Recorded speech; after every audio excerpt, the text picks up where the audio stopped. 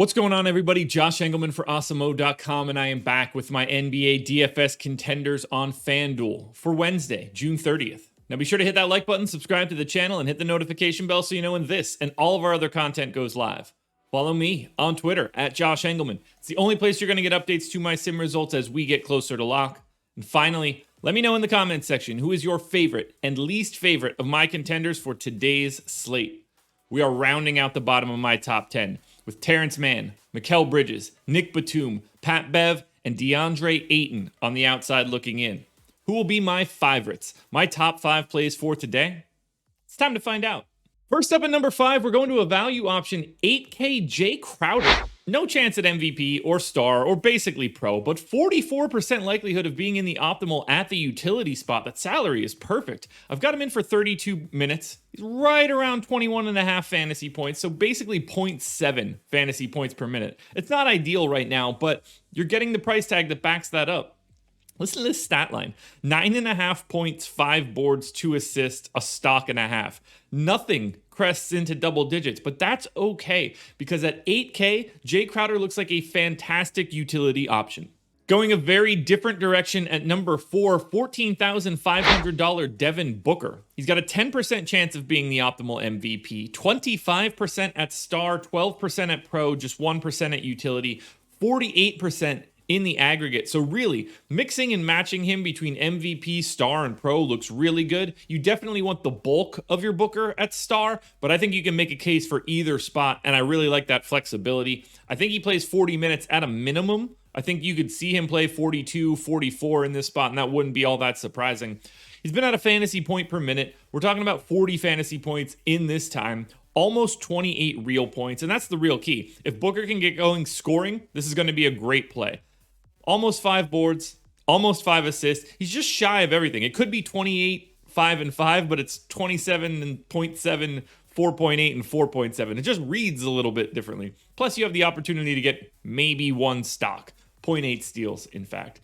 I think Booker is going to have to step up here. They do not want to go to Game 7. I think we get a little bit more of Booker in the mid-range, and if the shot is falling, I think we could see an easy 30-plus real point day out of Devin Booker. At number 3, we're going to his teammate, $500 cheaper, 14K Chris Paul, 9% chance at the MVP, 25% at star, 16% at pro, just 2% at utility. So pretty much the same scenario as Devin Booker. You can mix and match throughout all 3 of those top spots.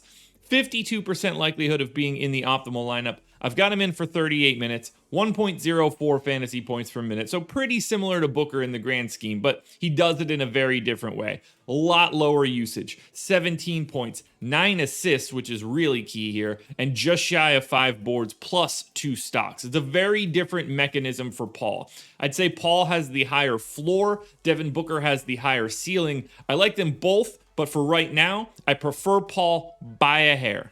But now we're off to the Clippers, $12,500 for Reggie Jackson. 9% chance at the MVP, 16% at star, 26% at pro, but 6 at utility because of this price tag. He's a little bit more viable. He's playing a ton of minutes. He's the second best creator on the team behind Paul George. I've got him in for 23% usage. He's got 35 projected fantasy points, 21 real points in this game, so the scoring should be there. 5 assists, 4 boards, maybe you get a steal, but Reggie Jackson is sort of like the cheaper homeless man's version of Devin Booker here. You're looking for a lot of scoring.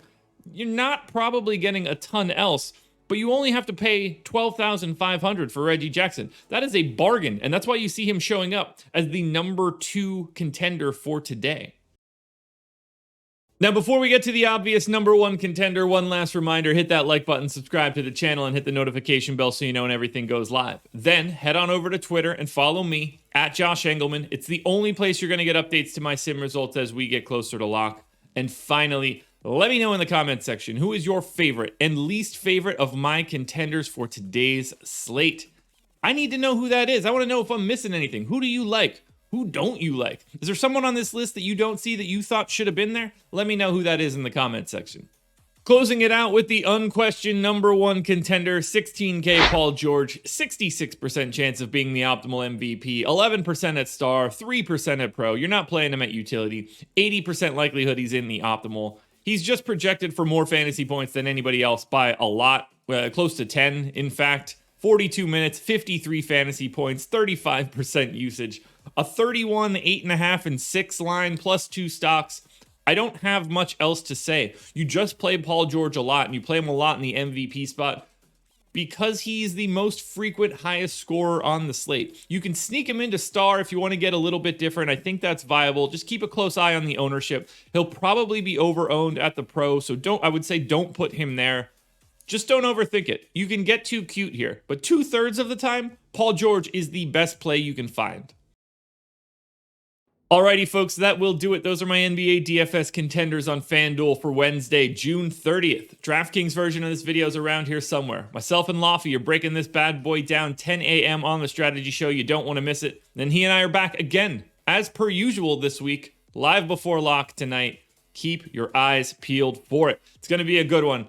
Good luck tonight, everybody. We will see you again tomorrow morning for another edition of the Contenders.